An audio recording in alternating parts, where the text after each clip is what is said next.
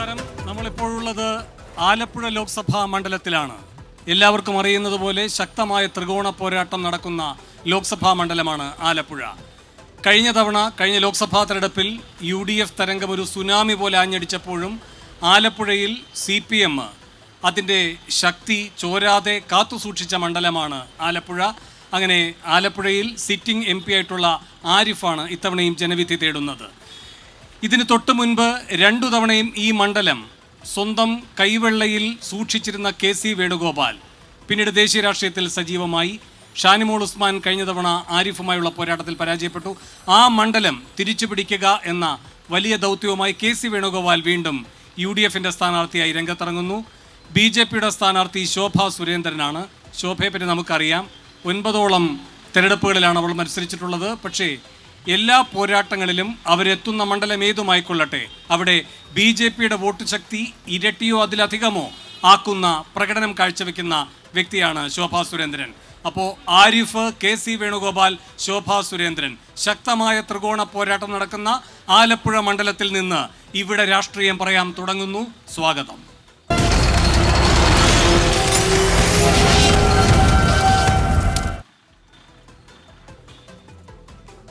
മൂന്ന് മുന്നണികളെയും പ്രതിനിധീകരിച്ചുകൊണ്ട് 3 അതിഥികളുണ്ട് നമുക്ക്. കോൺഗ്രസിൽ നിന്ന് മുതിർന്ന നേതാവ് മുൻ MLA AA ഷുക്കൂർ, അതുപോലെ BJPയിൽ നിന്ന് ജില്ലാ ജനറൽ സെക്രട്ടറി ആയിട്ടുള്ള വിമൽ രവീന്ദ്രൻ, DYFI കേന്ദ്ര കമ്മിറ്റി അംഗം CPMനെ പ്രതിനിധീകരിച്ച് R രാഹുൽ എന്നിവരാണ് ഈ ചർച്ചയിൽ പങ്കുചേരുന്നത്. അതുപോലെ ആലപ്പുഴയിലെ വോട്ടർമാരുടെ ഒരു പരിച്ഛേദവും ഈ ചർച്ചയിൽ സജീവമായി പങ്കെടുക്കും എന്ന് പ്രതീക്ഷിക്കുന്നു. ഇവിടെ രാഷ്ട്രീയം പറയാൻ തുടങ്ങുകയാണ്. ആദ്യം ശ്രീ AA ഷുക്കൂറിലേക്ക്. ശ്രീ ഷുക്കൂർ, നിങ്ങളുടെ കൈവെള്ളയിൽ ഉണ്ടായിരുന്നൊരു മണ്ഡലമാണ്, കഴിഞ്ഞ തവണ കൈവിട്ടുപോയ മണ്ഡലമാണ്. അത് തിരിച്ചു പിടിക്കുക എന്നത് ഒരു വലിയ വെല്ലുവിളിയായ സാഹചര്യം ആരുണ്ടാക്കിയതാണ്? അത് നേരിടാനുള്ള നിങ്ങളുടെ ഇപ്പോഴത്തെ ആത്മവിശ്വാസത്തിൻ്റെ അടിസ്ഥാനം എന്താണ്? തീർച്ചയായും 2 ഗവൺമെൻറ്റുകളുടെ പ്രവർത്തനങ്ങൾ ജനമനസ്സുകളിലേക്ക് എത്തി നിൽക്കുന്ന ഒരു ഘട്ടമാണ്. ഈ ഘട്ടത്തിൽ ജനദ്രോഹ സർക്കാരുകളുടെ പ്രവർത്തനം കൊണ്ടുള്ള ഓരോ അനുഭവവും ഓരോ മലയാളിക്കും അല്ലെങ്കിൽ ഓരോ ഇന്ത്യക്കാരനും പറയാനുണ്ട്. അത് പ്രകടമാക്കുന്നൊരു തെരഞ്ഞെടുപ്പായിരിക്കും ഈ നടക്കാൻ പോകുന്ന തെരഞ്ഞെടുപ്പ്. ഒരു സംശയം വേണ്ട. 10 വർഷക്കാലത്തെ നരേന്ദ്രമോദി ഭരണത്തിൻ്റെ ചിത്രം, 8 വർഷക്കാലത്തെ പിണറായി വിജയൻ്റെ ഭരണത്തിൻ്റെ ചിത്രം, അതിലൂടെ അനുഭവിക്കേണ്ടി വന്ന യാതനകളും വേദനകളും, ഒപ്പം നമ്മുടെ നാട്ടിൽ ഉണ്ടായിക്കൊണ്ടിരിക്കുന്ന എന്താ പറയുക, ജനങ്ങൾക്ക് ജീവിത പ്രശ്നങ്ങളുമായി ബന്ധപ്പെട്ടവർ അനുഭവിക്കുന്ന നൊമ്പരങ്ങൾ, യാതനകൾ, വേദനകൾ, പ്രശ്നങ്ങൾ, ഇതെല്ലാം ചർച്ച ചെയ്യപ്പെടുന്ന ഒരു തെരഞ്ഞെടുപ്പായി തിരഞ്ഞെടുക്കുക. അതിനെല്ലാം അപ്പുറം നമ്മുടെ രാജ്യത്തിൻ്റെ ഭരണഘടന, നമ്മുടെ രാജ്യത്തിൻ്റെ മതേതരത്വം, നമ്മുടെ രാജ്യത്തിൻ്റെ ജനാധിപത്യം, ഇതോടുകൂടി ഇല്ലാതായി തീരുമോ എന്ന ആശങ്ക 144 കോടി ജനങ്ങളുടെയും മനസ്സിലേക്ക് വന്നിരിക്കുന്ന ഒരു സന്ദർഭം കൂടിയാണ്. അതിനും അപ്പുറം കഴിഞ്ഞ 5 വർഷക്കാലത്തെ ആലപ്പുഴയ്ക്ക് പാർലമെൻറ്റ് മണ്ഡലത്തിന് എന്തു കിട്ടി, എന്തായിരുന്നു അവസ്ഥ, അതുകൂടി ചർച്ച ചെയ്യപ്പെടുകയാണ്. അതിനു മുമ്പുള്ള അനേക വർഷങ്ങൾ കൂടി ചർച്ച ചെയ്യപ്പെടും. അപ്പോഴാണ് ഈ 5 വർഷക്കാലത്തെ യഥാർത്ഥ ചിത്രം ജനങ്ങൾക്ക് ബോധ്യപ്പെടുന്നത്. അതിനുകൂടി ഒരു മറുപടിയായിരിക്കും ഈ തെരഞ്ഞെടുപ്പ്. ഒരു സംശയം വേണ്ട. ഐക്യ ജനാധിപത്യ മുന്നണിയുടെ സ്ഥാനാർത്ഥി ശ്രീ KC വേണുഗോപാൽ, ആലപ്പുഴയുമായുള്ള അദ്ദേഹത്തിൻ്റെ ബന്ധം 1/4 നൂറ്റാണ്ടിൻ്റെ ബന്ധമാണ്. ആ 1/4 നൂറ്റാണ്ടിൽ 10 വർഷക്കാലം പാർലമെൻ്റ് അംഗം, 15 വർഷക്കാലം കേരളത്തിലെ നിയമസഭാ അംഗം, അതിൽ കേന്ദ്രമന്ത്രി, സംസ്ഥാന മന്ത്രി. ആലപ്പുഴയുടെ ആകെ വികസനം ചർച്ച ചെയ്യപ്പെടുമ്പോൾ അവിടെ വളരെ വലിയ മേൽക്കൈ ശ്രീ KC വേണുഗോപാലിന് സ്വന്തമായുണ്ട്. ശ്രീ ഷുക്കൂർ, ഏത് ഭരണവിരുദ്ധ തരംഗത്തിനാണ് കൂടുതൽ പ്രാധാന്യം നിങ്ങൾ കൊടുക്കുന്നത്? 2 ഭരണങ്ങളുടെയും വിരുദ്ധത ജനമനസ്സിൽ കൂടുതൽ ഏതാണ്? കൂടുതൽ നമുക്ക് പറയാൻ വയ്യാത്തതിനും അപ്പുറമാണ്. കാരണം ഒന്നും ഒപ്പത്തിനൊപ്പം പോകുന്ന ജനവിരുദ്ധത നമ്മൾ കാണുകയാണ്. നോക്കൂ, 10 വർഷക്കാലം തെരഞ്ഞെടുപ്പിൽ നിങ്ങൾ മറുപടി കൊടുക്കുന്നത് പിണറായിക്കോ മോദിക്കോ? മോദിക്കുമുണ്ട്, പിണറായിക്കുമുണ്ട്. കാരണം രണ്ടും ഏറ്റെടുക്കേണ്ട ഉത്തരവാദിത്വം കോൺഗ്രസിനുണ്ട്, പ്രത്യേകിച്ച് കേരളത്തിലെ കോൺഗ്രസിനുണ്ട്. ഈ സർക്കാരിന്റെ ഭാവിയെ ബാധിക്കുന്ന തെരഞ്ഞെടുപ്പല്ലല്ലോ ഇത്. ഈ സർക്കാരിനെ ബാധിക്കുന്ന തെരഞ്ഞെടുപ്പല്ലെങ്കിലും ഒരടി ഈ സർക്കാരിന് കൊടുക്കണമെന്ന് ഓരോ മനുഷ്യ ഹൃദയവും ആഗ്രഹിക്കുകയാണ്. അങ്ങനെയെങ്കിൽ കഴിഞ്ഞ തവണ അങ്ങ് പ്രവർത്തിക്കുന്ന ഈ കേന്ദ്രത്തിൽ നിന്ന് കിട്ടിയ അടി എന്തുകൊണ്ടായിരുന്നു? അതല്ല, അവിടെ മറ്റൊരു രൂപത്തിലുള്ള ഒരു പ്രവർത്തനം കൂടി നടത്തിയിരുന്നു. അത് തിരിച്ചറിയാൻ ഞങ്ങൾക്കും വൈഷമ്യമുണ്ടായി. ഞങ്ങൾ പ്രതീക്ഷിച്ച വോട്ടുകൾ ഞങ്ങൾക്ക് ലഭിക്കാതെ പോയി. അത് മറ്റൊന്നിലേക്ക് പോയിട്ടുണ്ട്. അത് ഇത്തവണ തിരിച്ചു വരിക മാത്രമല്ല, അവിടെ ഒരുപാട് നഷ്ടം സംഭവിക്കും. അതോടൊപ്പം തന്നെ ഈ സംസ്ഥാന ഗവൺമെൻറ്റിൻ്റെ നേതൃത്വം കൊടുക്കുന്ന മുന്നണി LDFിൻ്റെ യഥാർത്ഥ സ്ഥിതി അല്ലെങ്കിൽ അവരുടെ ഭരണം മൂലമുണ്ടായിരിക്കുന്ന വസ്തുതകൾ അത് തിരിച്ചറിഞ്ഞ് പ്രബുദ്ധരായ വോട്ടർമാർ വോട്ട് ചെയ്യാൻ പോവുകയാണ്. ശരി, രാഹുൽ, ഇവിടെ ഇപ്പോൾ ഈ ആരിഫിനെ പറ്റി പറയാവുന്ന ഏറ്റവും പ്രധാനപ്പെട്ട ഒരു കാര്യം അപരാജിതനാണ് എന്ന് മാത്രവുമല്ല, ഗൗരിയമ്മയെ പോലെ ഒരാളെ വളർത്തിയടിച്ചിട്ടുള്ള ആളുമാണ്. ഈ ആലപ്പുഴയ്ക്ക് സുപരിചിതനാണ്, ഈ മണ്ഡലത്തിന് സുപരിചിതനാണ്. MLA എന്ന നിലയ്ക്കും സ്വീകാര്യത നേടിയിട്ടുണ്ട്, MP എന്ന നിലയ്ക്ക് സ്വീകാര്യത നേടിയിട്ടുണ്ട്. ഇതൊക്കെ നിങ്ങൾ അംഗീകരിക്കുന്നുണ്ട് എങ്കിൽ ഈ അംഗീകാരങ്ങൾക്കെല്ലാം അർഹനാണ് വേണുഗോപാലും. ഒരു പടി കൂടി കടന്ന് കേന്ദ്രമന്ത്രിയായിട്ടുമുണ്ട്, സംസ്ഥാന മന്ത്രിയായിട്ടുമുണ്ട്. അപ്പോൾ അങ്ങനെ അധികമായി ആലപ്പുഴയെ സേവിക്കാനുള്ള അവസരവും കിട്ടിയിട്ടുണ്ട്. അപ്പോൾ ആരിഫിന് ഗുണകരമായിരിക്കുന്ന എല്ലാ ഘടകങ്ങളും ഒരുപക്ഷെ അതിനേക്കാൾ കൂടുതൽ ഗുണകരമായി ആരിഫിൻ്റെ ഈ കാര്യങ്ങളെ നിങ്ങൾ അംഗീകരിക്കുന്നെങ്കിൽ വേണുഗോപാലിനും ബാധകമാണ്. അവിടെ ഒരു പടി മുന്നിലായിരിക്കും നിങ്ങളെന്ന് അങ്ങനെയെങ്കിൽ എങ്ങനെയാണ് നിങ്ങൾ കണക്ക് കൂട്ടുന്നത്? ഇവിടെ ഇടതുപക്ഷ ജനാധിപത്യ മുന്നണി ഏറെ അഭിമാനത്തോടെയാണ് സഖാവ് ആരിഫിനെ സ്ഥാനാർത്ഥിയായി തീരുമാനിച്ചത്. കഴിഞ്ഞ 2019 തിരഞ്ഞെടുപ്പിൽ UDFിന് അനുകൂലമായൊരു തരംഗം കേരളത്തിലെമ്പാടും ഉണ്ടായപ്പോഴും ആലപ്പുഴ പാർലമെൻറ്റ് മണ്ഡലം ഇടതുപക്ഷത്തിന് അനുകൂലമായി നിന്നു. കഴിഞ്ഞ 5 വർഷക്കാലം ആരിഫ് പാർലമെൻറ്റിനകത്തും പാർലമെൻറ്റിന് പുറത്തും നടത്തിയ മണ്ഡലത്തിൽ നടത്തിയ വികസന പ്രവർത്തനങ്ങൾ ഓരോന്നോരോന്നും എണ്ണി പറഞ്ഞുകൊണ്ടാണ് ഞങ്ങൾ വോട്ട് ചോദിക്കുന്നത്. അങ്ങനെ പറയുമ്പോൾ UDFിൻ്റെ സ്ഥാനാർത്ഥിയും സഖാവ് ആരിഫും തമ്മിൽ വലിയ വ്യത്യാസമുണ്ട്. സഖാവ് ആരിഫ് 5 കൊല്ലം കൊണ്ട് നടത്തിയ ഓരോ പ്രവർത്തനം എന്തൊക്കെയാണെന്ന് ഇവിടുത്തെ ജനങ്ങൾക്ക് കൃത്യമായിട്ട് അറിയാം. ആലപ്പുഴ ബൈപ്പാസ് യാഥാർത്ഥ്യമായി. 2021 ബൈപ്പാസ് ഉദ്ഘാടനം ചെയ്യുന്നത്. LDF ഗവൺമെൻറ്റും സഖാവ് ആരിഫും കൂടെ മുൻകൈയെടുത്ത് നടത്തിയ പ്രവർത്തനത്തിൻ്റെ ഭാഗമായിട്ടാണ് ബൈപ്പാസ് യാഥാർത്ഥ്യമായത്. അതിൻ്റെ 199 കോടി രൂപ LDF ഗവൺമെൻറ്റാണ് നീക്കിവെച്ചത്.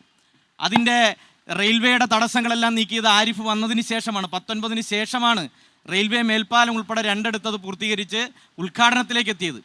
KC വേണുഗോപാൽ ഇരുന്നപ്പോൾ ബൈപ്പാസിൻ്റെ തുരുമ്പ് പിടിച്ച ബോർഡുകൾ മാത്രമല്ലാതെ ബൈപ്പാസ് 40 കൊല്ലമായി നടന്നിട്ടില്ല. അത് ആലപ്പുഴയിലെ ജനങ്ങൾക്ക് നന്നായിട്ടറിയാം. രണ്ടാമത്തെ കാര്യം ആലപ്പുഴയിലെ റെയിൽവേ വികസനം. ഈ KC വേണുഗോപാലും AK ആൻ്റണിയും അതുപോലെ തന്നെ വയലാർ രവിയും കൊടിക്കുന്നിൽ സുരേഷും അടക്കമുള്ള ഒരുപാട് കേന്ദ്രമന്ത്രിമാർ ആലപ്പുഴയിൽ നിന്നുണ്ടായിരുന്നു. ഇവരൊന്നും ഇരുന്നപ്പോൾ, ഇവർ കേന്ദ്രത്തിൽ ഭരണമുണ്ടായിരുന്നപ്പോൾ, കേരളത്തിൽ ഒരേപോലെ ഭരണമുണ്ടായിരുന്നപ്പോൾ നടക്കാത്ത കാര്യം സഖാവ് ആരിഫ് MP ആയി 5 കൊല്ലക്കാലത്തിനിടയിൽ ആലപ്പുഴ തീരദേശ റെയിൽവേ പാത ഇരട്ടിപ്പിക്കൽ ഇപ്പോൾ 2660 കോടി രൂപ മാറ്റിവെപ്പിച്ചു. അതിൻ്റെ പണി നടന്നുകൊണ്ടിരിക്കുന്നു. രാഹുലെ, ഇപ്പോൾ 77 മണ്ഡലം ഉണ്ടായിട്ട് 12 തെരഞ്ഞെടുപ്പുകളുടെ കണക്കെടുത്താൽ 8 തവണയും UDF ആണ് ജയിച്ചിട്ടുള്ളത്. ആ ചരിത്രം മറക്കരുത്. 2019 തുടങ്ങുന്നതല്ല, ആരിഫിൻ്റെ വിജയത്തിൽ തുടങ്ങുന്നതല്ല ആലപ്പുഴയുടെ ചരിത്രം. അല്ല, ഞങ്ങൾ പറയുന്നത് നമ്മുടെ മണ്ഡലത്തിൻ്റെ ചരിത്രം എടുത്താലും നമ്മുടെ ഈ സ്ഥാനാർത്ഥിയുമായി ബന്ധപ്പെട്ട് ഞങ്ങൾ പറയുന്നത് ആലപ്പുഴ ജില്ലയിലെ ജനങ്ങൾക്ക് ഹൃദയത്തോട് ചേർത്ത് നിർത്തിയതുകൊണ്ടാണ് കഴിഞ്ഞ തവണയും ജയിച്ചത്. UDFിന് അനുകൂലമായ തരംഗമുണ്ടായിട്ടും ആരിഫ് ഈ വികസന പ്രവർത്തനങ്ങൾക്ക് നേതൃത്വം കൊടുക്കുമെന്ന് ജനങ്ങൾക്ക് ബോധ്യമുള്ളത് കൊണ്ടാണ് ജയിച്ചത്. ഈ റെയിൽവേയും ബൈപ്പാസും മാത്രമല്ല, ആലപ്പുഴ വൈറോളജി ഇൻസ്റ്റിറ്റ്യൂട്ട് ഇവിടെ, അതുപോലെ തന്നെ medical college super speciality medical കോളേജാക്കി. ആലപ്പുഴയിലെ ആരോഗ്യമേഖല MP ഫണ്ട് വിനിയോഗിച്ചതുമായി ബന്ധപ്പെട്ടുള്ള കാര്യങ്ങൾ പരിശോധിച്ചാൽ 100% വിനിയോഗിക്കാൻ മുൻകൈയെടുത്ത് അതിനു വേണ്ടി നേതൃത്വം കൊടുത്ത ആളാണ്. പക്ഷേ രാഹുലെ, KC വേണുഗോപാൽ ശക്തനായ സ്ഥാനാർത്ഥിയാണ്. KC വേണുഗോപാൽ ആലപ്പുഴയെ പ്രതിനിധീകരിച്ച് ഒരുപാട് കാലം ഉണ്ടായിരുന്നു. അതുപോലെ ആലപ്പുഴയിൽ നിന്നുള്ള സംസ്ഥാന മന്ത്രിയായിരുന്നു, കേന്ദ്രമന്ത്രിയായിരുന്നു, ആലപ്പുഴയിൽ MP ആയിരുന്നു. ഇതെല്ലാമാണ് വർഷങ്ങളോളം ഉണ്ടായിരുന്നു. പക്ഷേ ആലപ്പുഴയിൽ ഞാൻ നിങ്ങളോട് വെല്ലുവിളിച്ചുകൊണ്ട് UDFിൻ്റെ പ്രതിനിധിയോട് ചോദിക്കുന്നത്, AM ആരിഫ് നടത്തിയ പ്രവർത്തനങ്ങളെന്ന് പറഞ്ഞ് വികസന രേഖ ഞങ്ങൾ ജനങ്ങൾക്ക് മുന്നിലേക്ക് കൊടുക്കുന്നുണ്ട്. ആ വികസന രേഖയിൽ ഞങ്ങൾ ഓരോരോ കാര്യങ്ങൾ എണ്ണി പറഞ്ഞിട്ടുണ്ട്. KC വേണുഗോപാൽ ഇവിടെ ഇരുന്നപ്പോൾ നടത്തിയ കാര്യങ്ങൾ എന്തൊക്കെയാണെന്ന് പറയാൻ, അല്ലെങ്കിൽ ഇന്ന കാര്യങ്ങൾ ഞങ്ങൾ ചെയ്തു എന്ന് ചൂണ്ടിക്കാണിക്കാൻ എന്തെങ്കിലും കാര്യം UDFിന് ചെയ്യാൻ പറ്റുമോ? സെക്കൻഡ്, എനിക്ക് വിമലിലേക്ക് പോകുന്നതിന് മുമ്പ് ശ്രീ A. ഷുക്കൂർ, എന്താണ് ഈ ബൈപ്പാസ് ആരുടേതാണ്? ഞാനൊരു കഥ പറയാം. 2004 കഥയെന്ന് പറയുന്ന വസ്തുതയാണ്. KC വേണുഗോപാലിൻ്റെ നേതൃത്വത്തിലുള്ള ഒരു സംഘം, Shri PP Chittaranjan, Shri CK Chandrappan, Shri KS Manoj MP, ഞാൻ ഉൾപ്പെടുന്ന ശ്രീ ബാലചന്ദ്രൻ സാർ ഉൾപ്പെടുന്ന ശ്രീ PJ കുര്യൻ ഉൾപ്പെടുന്ന സർവകക്ഷി സംഘമാണ് ഈ ആകാശപാതയുടെ ആ രൂപം അത് സർക്കാരിൻ്റെ മുമ്പാകെ ബോധ്യപ്പെടുത്തുന്നത്. അത് ഡോക്ടർ മൻമോഹൻ സിംഗിൻ്റെ മുമ്പാകെ ഞാൻ എൻ്റെ ആ ചിത്രം എൻ്റെ മൊബൈലുണ്ട്. മൻമോഹൻ സിംഗ് ഒരു സെക്കൻഡ് പറഞ്ഞ പോലെ ഷുക്കൂറിക്ക് ഇപ്പൊ പറയും ചെയ്ത് കാണാൻ പോയി, ശരിയാണ്. പക്ഷെ പോയിട്ട് ഇവിടെ കേന്ദ്രമന്ത്രിയെ കണ്ടോ എന്നൊരു ഒന്നും കൂടെ കാര്യം ചോദിക്കേണ്ടതുണ്ട്. പിന്നെ ഷുക്കൂറിക്ക് പറഞ്ഞ പോലെ ഈ ജനങ്ങളുടെ ദുഃഖം, പ്രയാസം, ദയ, മറ്റെല്ലാം പറയും ചെയ്ത് അത്രയും ദയയും ദുഃഖവും ഉള്ളവരൊക്കെയാണോ ഈ ജനങ്ങളാണോ ഈ 99 സീറ്റിൽ ഈ LDF ജയിപ്പിച്ച് കൊണ്ടുവന്നത്? അത് പറയും. രണ്ടാമത്തെ കാര്യമുണ്ട്. പിന്നെ നേരത്തെ വേണിച്ചേട്ടൻ പറഞ്ഞ പോലെ ഗൗരിയമ്മ എന്ന ഒരു വലിയ പണമരത്തെ മാത്രമല്ല ഈ പറഞ്ഞ ആരിഫിക്ക് അടിച്ച് താത്തിയത്. ഈ ബഹുമാനപ്പെട്ട ഏറ്റവും വലിയ ഷുക്കൂറിക്കവനെ തോപ്പിച്ചതാണ് ഈ ആരിഫിക്ക ആരൂര്. അപ്പോൾ ആരിഫ് എന്ന വ്യക്തിയെ അങ്ങനെ ആരും താത്തി കാണരുത്. ഈ കേരളത്തിലെ ജനങ്ങൾക്ക് വേണ്ടി ശബ്ദം ഉയർത്തിയവൻ തന്നെയാണ് ഹാരിഫ്. അല്ല, അതിന് ഒരു മറുപടി ഉണ്ട്. വേണു ഈ മന്ത്രിയെ കണ്ടില്ല എന്നാണ് പറയുന്നത്. ഞങ്ങൾ ഡോക്ടർ മൻമോഹൻ സിംഗിനെയാണ് അരമണിക്കൂർ ചർച്ച ചെയ്ത് ഈ പാത അംഗീകരിപ്പിക്കുന്നത്. ഉപരിതല ഗതാഗത വകുപ്പിന്റെ കീഴിലുള്ള പാത അതിന് പകരം എലിവേറ്റഡ് ഹൈവേയിലേക്ക് വരണം. അതിനാവശ്യമായ പദ്ധതി 50-50 കേന്ദ്രം 50 സംസ്ഥാനം 9. നിയമസഭാ രേഖ പാർലമെന്റ് അംഗീകരിക്കുന്നു. അത് കേരള നിയമസഭയ്ക്ക് കേൾക്കുന്നു. ഞാൻ ഭാഗ്യവശാൽ ആ സമയത്ത് MLA ആണ്. KC വേണുഗോപാൽ കേന്ദ്രമന്ത്രിയാണ്. ഈ പണം അനുവദിച്ചു വരുന്നു. പക്ഷേ സംസ്ഥാന ഗവൺമെന്റിന്റെ വിഹിതം ഇവിടെ രാഹുൽ പറഞ്ഞതല്ല സത്യം. ഉമ്മൻചാണ്ടി 2011 മുഖ്യമന്ത്രിയായതിനു ശേഷമാണ് ഈ പണം കൈമാറുന്നതും ഈ പദ്ധതി ആരംഭിക്കുന്നതും. അതിന്റെ ഫയലിംഗിൽ പങ്കെടുത്ത ആളാണ് MLA എന്ന നിലയിൽ. വോട്ടർമാരെ ബോധ്യപ്പെടുത്തുന്നുണ്ടോ? എല്ലാവരെയും. ആർക്കാണ് അറിയാത്തത്? ഈ നാട്ടുകാർ പറയട്ടെ. ഇത് 3 വർഷം കൊണ്ട് ഉണ്ടാക്കാവുന്ന പദ്ധതി അല്ലല്ലോ. ബൈപ്പാസുമായി ബന്ധപ്പെട്ട് ഈ കാര്യങ്ങൾ പറഞ്ഞല്ലോ വളരെ മനോഹരമായി. അല്ലല്ല, അങ്ങനെ ഇപ്പൊ ഈ പറയുന്ന സൂക്ഷ്മമായി ഇന്ന പദ്ധതികൾ എന്നതിലേക്ക് ചർച്ച പോകണ്ട. ഇതിനുള്ള രാഷ്ട്രീയ മറുപടി 2016 LDF ഗവൺമെന്റ് വരുമ്പോഴാണ് ബൈപ്പാസ് ഇത് പൂർത്തീകരിക്കാൻ ഏത് വിധേനയും പൂർത്തീകരിക്കാൻ തീരുമാനിച്ചത്. 174 കോടി രൂപ.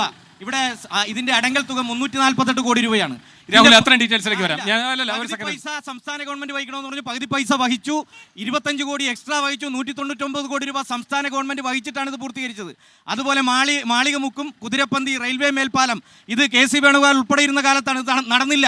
2019 ശേഷം 21 നടന്നത്. ഇതുപോലെ ഇതിന്റെ അവകാശവാദം ഉന്നയിക്കാൻ KC വേണുഗോപാൽ ഇവിടെ പറയുന്ന അവകാശവാദം ഉന്നയിക്കുന്നില്ല. ഒരു വികസന രേഖയോട് പറയുന്നില്ല. ഒരു ഫ്ലെക്സ് പറയുന്നില്ല. KC വേണുഗോപാലിന്റെ ഒരു 150 ഹൈവേ KC വേണുഗോപാലിന്റെ 2016 പൂർത്തിയായെന്ന് പറയാമോ? പൂർത്തിയായിട്ടില്ല. 2016 ശേഷമാണ് പണി തുടങ്ങിയത്. 2016 ശേഷമാണ് LDF ഗവൺമെന്റ് വന്നതിന് ശേഷമാണ് പണി തുടങ്ങിയത്.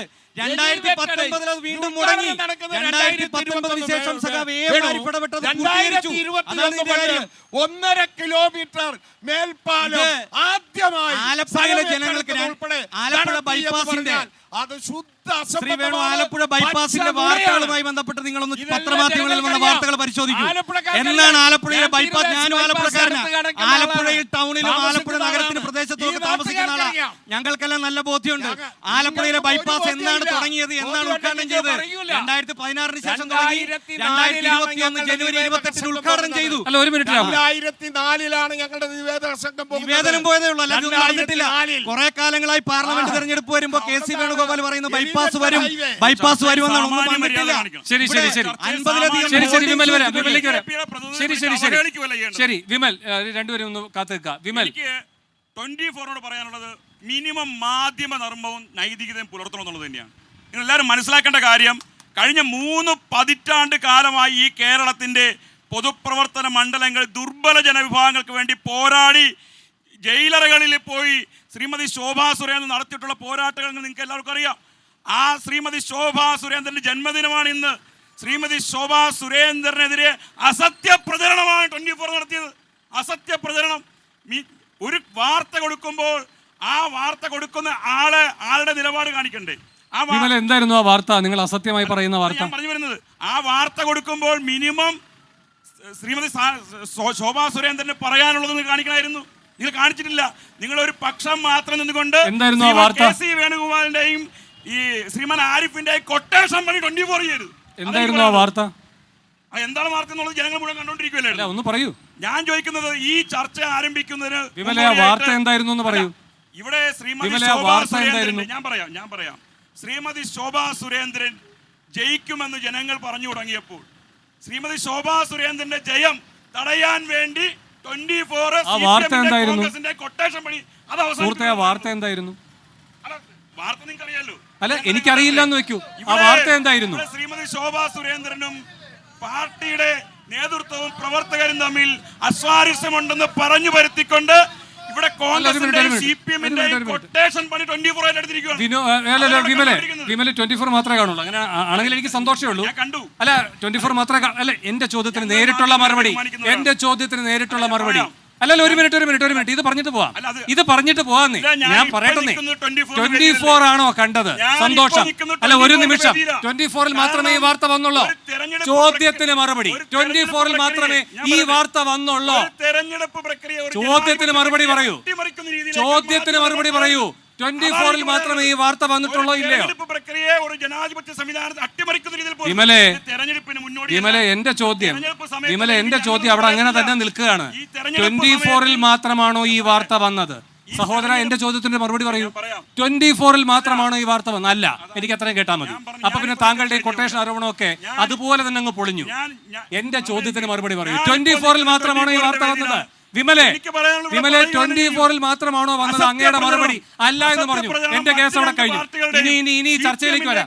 ശരി, ഇനി ചർച്ചയിലേക്ക് വരാം. കൊട്ടേഷൻ അങ്ങനെയാണെങ്കിൽ എല്ലാവരും എടുത്തിട്ടുണ്ട്. വിമലെ, ഇവിടെ 24-ൽ മാത്രമല്ല ഈ വാർത്ത വന്നിരിക്കുന്നത്. അതുകൊണ്ട് ആ വാദം അങ്ങ് 4 മടക്കി കീശയിൽ വെച്ചാൽ മതി. ഇനി ചർച്ചയിലേക്ക് വരാം. നിങ്ങൾ എത്രമാത്രം ശക്തമായ ത്രികോണ പോരാട്ടം നടത്താൻ പോകുന്നു? നിങ്ങൾ എത്ര ശക്തമായ ത്രികോണ പോരാട്ടം നടത്താൻ പോകുന്നു? ഞങ്ങളുടെ പൂർവികർ കോൺഗ്രസ്സുകാർ കുനിഞ്ഞു നിൽക്കാൻ പറഞ്ഞപ്പോൾ ഞങ്ങളുടെ പൂർവികര് ഈ മാധ്യമധർമ്മത്തെ സംരക്ഷിക്കാൻ ചോദ്യത്തിന് മറുപടിയില്ലേ? അല്ല, ഇത് പ്രസംഗമല്ല. വിമലിന്റെ പ്രസംഗം കേൾക്കാനല്ല ഞാനടക്കം അവിടെ നിൽക്കുന്നത്. ഇനി ചോദ്യത്തിന് മറുപടി. അല്ലല്ല, ഒരു മാധ്യമധർമ്മവും നൈതികയും പാലിക്കണം മാധ്യമ പ്രവർത്തകർ. വിമലെ 24 മാത്രമേ കാണാറുള്ളൂ. BBC പറഞ്ഞിട്ടോരാ മാധ്യമ നൈതികത ആരോപണം കൊണ്ടുവന്നത് 8 നില പൊട്ടിയിട്ട് പിന്നെ അത് തന്നെ പറഞ്ഞുകൊണ്ടിരിക്കുകയാണ്.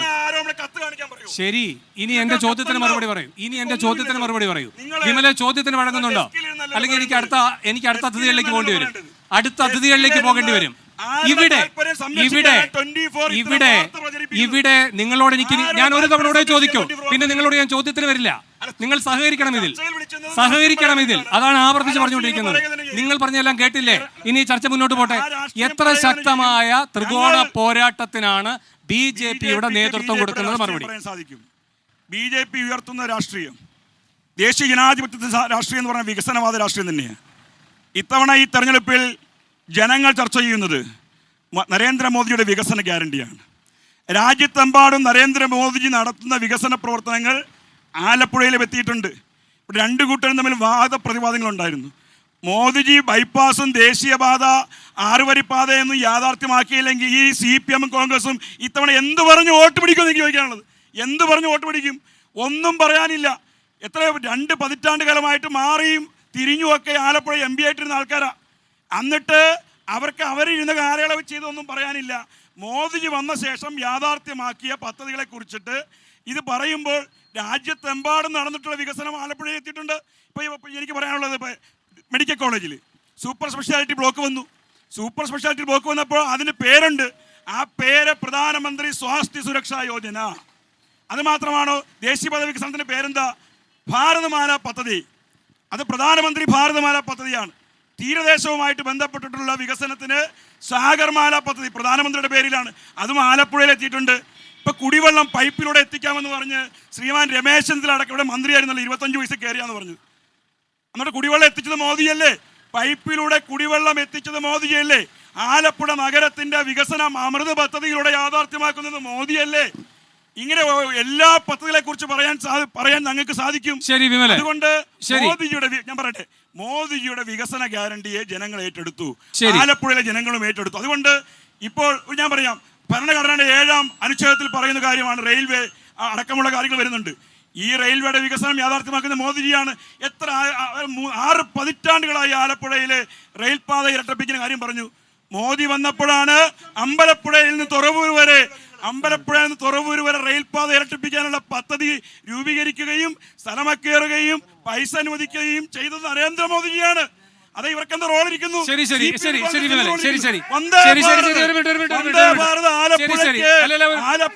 ആലപ്പുഴയുടെ വന്ദേ ഭാരത് അനുവദിച്ചത് മോദിയല്ലേ? മോദിയല്ലേ അനുവദിച്ചത്?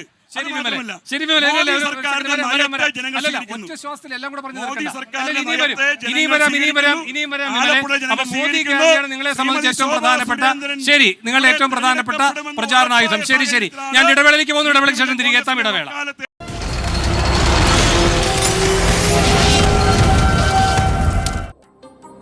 ഇവിടെ രാഷ്ട്രീയം പറയാമെന്ന ഈ പരിപാടി തുടരുകയാണ്. ആലപ്പുഴയുടെ പോരാട്ട ചൂടാണ് ചർച്ച ചെയ്തുകൊണ്ടിരിക്കുന്നത്.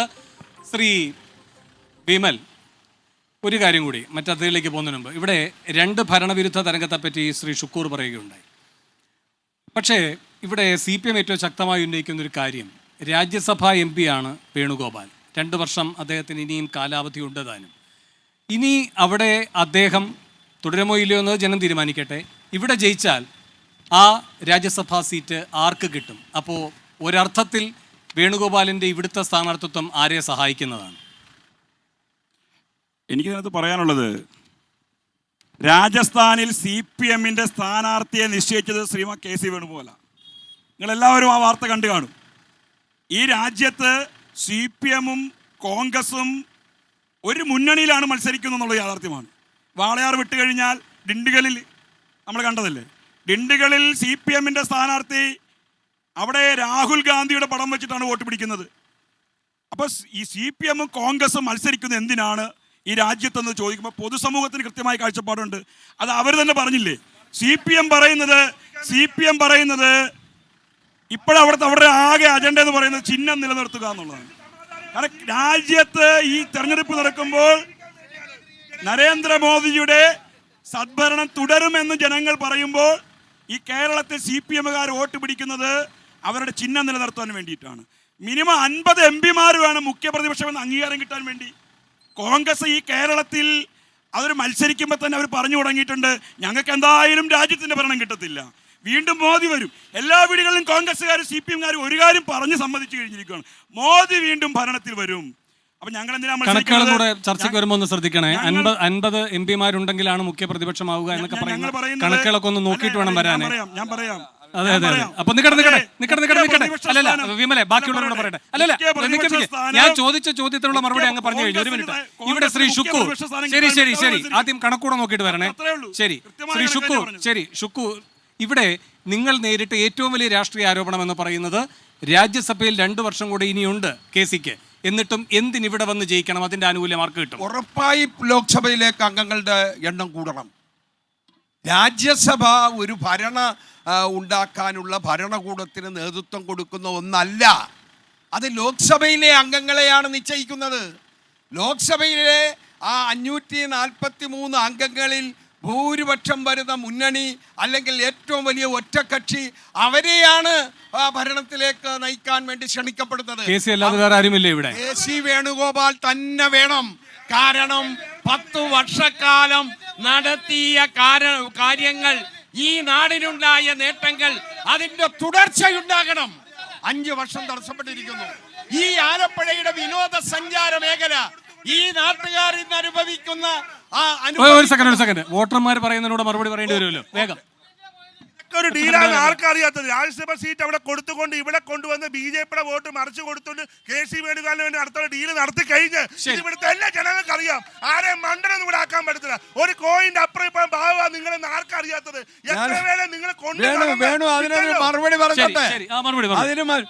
അത് പിണറായി വിജയനോട് ചോദിച്ചാൽ മതി. മകളുടെ കേസും പാർട്ടി കേസും സുരേന്ദ്രന്റെ കേസും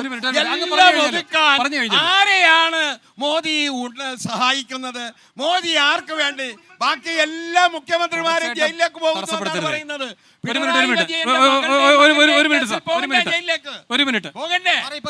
ഷുക്കു സാറ് പറഞ്ഞില്ലേ രാജ്യസഭയിൽ ഇപ്പൊ കൊന്ന് അങ്ങനെ മറ്റേ വേണുഗോപാലന്റെ രാജ്യസഭയിലോട്ട് പോയതിന്റെ കാര്യം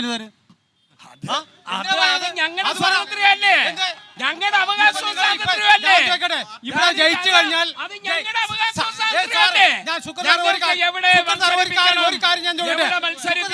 ഒരു കാര്യം ഞാൻ ചോദിക്കട്ടെ. ഒറ്റ സെക്കൻഡ്, നിങ്ങളുടെ കൂട്ടത്തിൽ നിന്നുള്ള മറ്റൊരു സുഹൃത്ത് പറയുന്നു. ഒരു സെക്കൻഡ് ശ്രീ ഷുക്കൂർ, ഒരു സെക്കൻഡ്. ആ ചോദ്യം തന്നെ തെറ്റാണ്. ചോദ്യം തന്നെ കാര്യം എന്താ? എന്തിനാണ് രാജ്യസഭയിലേക്ക് പോയതെന്ന് ചോദിക്കുന്നത് തന്നെ തെറ്റാണ്. കാര്യം എന്താ? പാർട്ടിയല്ല തീരുമാനിക്കുന്നത്, കോൺഗ്രസ് പാർട്ടിയല്ല തീരുമാനിക്കുന്നത്. ആ പാർട്ടിയുടെ പിന്തുണയിലാണ് കരുണാനിധിയോടൊപ്പം തമിഴ്നാട്ടിൽ, ഇപ്പുറത്തെ കർണാടകയിൽ, അപ്പുറത്തെ രാജസ്ഥാനിൽ രാഹുൽ ഗാന്ധിയുടെ ചിത്രം വച്ചടിച്ച അരുവാൾ ചുറ്റിയ നക്ഷത്രത്തിൽ വോട്ട് ചോദിക്കുന്നവരാണ് ഇവര്. മറുപടി എന്താ മറുപടി പറയാനുള്ളത്? ശരി, ഇനി രാഹുൽ അതിന് മറുപടി. നിങ്ങളുടെ ഏറ്റവും ശക്തമായ KC വേണുഗോപാലിന്റെ സ്ഥാനാർത്ഥിത്വം വന്നത് മുതൽ, KC വേണുഗോപാൽ സ്ഥാനാർത്ഥിയായി പ്രഖ്യാപിച്ചത് മുതൽ ആലപ്പുഴയിലെ ജനങ്ങളെല്ലാം ഈ ചർച്ച ചെയ്തുകൊണ്ടിരിക്കുകയാണ്. KC വേണുഗോപാൽ സംഘടനാ ജനറൽ സെക്രട്ടറിയായി ചുമതലയെടുത്ത് അതുകൊണ്ട് എനിക്ക് ഒരുപാട് ഉത്തരവാദിത്തങ്ങളുണ്ടെന്ന് പറഞ്ഞിട്ടാണ് കഴിഞ്ഞ തവണ 2019 ഇവിടെ മത്സരിക്കാതിരുന്നത്. ഇത്തവണ വരുമ്പോൾ ഇവിടെ രാജസ്ഥാനിലെ രാജ്യസഭാ അംഗമാണ്. 2.5 വർഷത്തിൽ കൂടുതൽ രാജ്യസഭയിൽ ഇനിയുമുണ്ട്. ഇപ്പൊ രാജ്യസഭയുടെ പ്രാധാന്യം അറിയാത്ത ആളൊന്നുമല്ല ശ്രീ A ഷുക്കൂർ. രാജ്യസഭയിൽ BJPക്ക് ഭൂരിപക്ഷം വന്നാൽ ഇതായിരിക്കില്ല രാജ്യത്ത് നടക്കുന്നതെന്ന് നല്ല ധാരണയുള്ള ആളാണ്. പക്ഷേ ഇതെങ്ങനെ മറച്ചു വെക്കണമെന്നറിയാതെ വെപ്രാളപ്പെട്ടുകൊണ്ടിരിക്കുകയാണ്. ഇവിടെ BJPയുടെ ഭാഗമായി ഇനിയിപ്പോ രാജ്യസഭയിൽ KC വേണുഗോപാലിന് ഒരു കാര്യം, KC വേണുഗോപാൽ ഒരു പക്ഷേ രാജ്യസഭയിൽ ഇപ്പോൾ മാറ്റങ്ങൾ നിർമ്മല സീതാരാമൻ ജയിക്കുമെന്നാണ് ഇവർ പറയുന്നത്. നിർമ്മല സീതാരാമൻ ഇതൊരു മറുപടിയാണ്. രാജ്യത്തിന്റെ വിവിധ സംസ്ഥാനങ്ങളിൽ ഇപ്പോൾ തെലങ്കാന രാജ്യസഭാ ഇവിടെ ജനങ്ങളുടെ ചോദ്യം ഇനി ഉണ്ടാകാൻ പോകുന്നത് 3 രാജ്യസഭ നമ്മുടെ ഉപരിസഭയാണ്. രാജ്യസഭയിൽ 4 വോട്ടിന്റെ വ്യത്യാസമാണ്. രാജ്യസഭയിൽ ഇനി രാഹുൽ രാജ്യസഭയിൽ 4 സീറ്റിന്റെ വ്യത്യാസമാണുള്ളത്. KC വേണുഗോപാൽ ഒരുപക്ഷെ ഇനി എങ്ങാനും ജയിച്ചാൽ അവിടെ അത് BJPക്ക് പോകും. ഇനി ബാക്കി 2 ഇപ്പൊ ഹിമാചൽ പ്രദേശിലെ രാജ്യസഭാ സീറ്റിലേക്കുള്ള തെരഞ്ഞെടുപ്പ് നമ്മളുണ്ടല്ലോ. ഇവരുടെ പ്രധാനപ്പെട്ട നേതാവാണല്ലോ മനു അഭിഷേക് സിംഗ്വി. 6 കോൺഗ്രസിന്റെ MLA തോപ്പിച്ചു കളഞ്ഞു. അവരിപ്പോ BJPയിലേക്ക് പോയി. അതാണ് ഇവർ ചെയ്യുന്നത്. കൂടെ ഭൂരിപക്ഷം വാങ്ങും.